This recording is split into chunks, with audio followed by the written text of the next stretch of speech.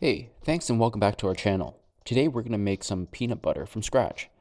Personally, I love PB&J sandwiches, and I grew up with brands like Skippy's, Kraft, and the usual stuff you find at the supermarket, and I like them. But one day someone gave me a jar of fresh peanut butter, and it was unlike anything I'd tried before. It was creamy, rich, and so peanutty. Further, if you look at the ingredients in regular peanut butter, you'll often find other ingredients such as palm oil, vegetable oil, and other ingredients that just aren't peanuts. The thing is that peanut butter is so easy to make, so let me take you through the steps.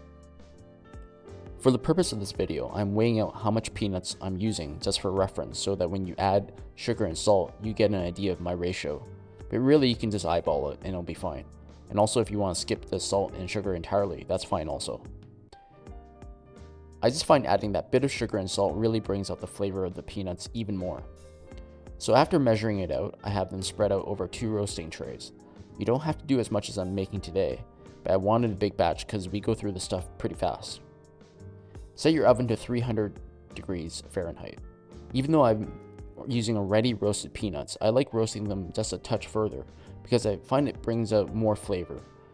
If you want to use unroasted peanuts, that's cool too. You just have to roast it a bit longer. Once it's ready, roast your peanuts in the oven. Set a timer to 10 minutes.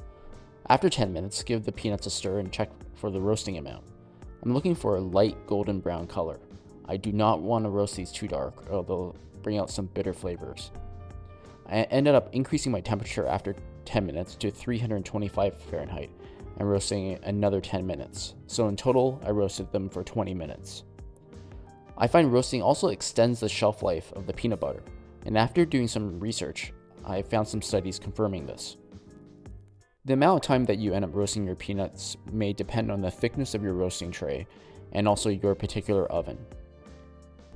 Just make sure you don't brown them too much. You want a very light roasting. After roasting, take the peanuts out and let them cool for about 5 to 10 minutes.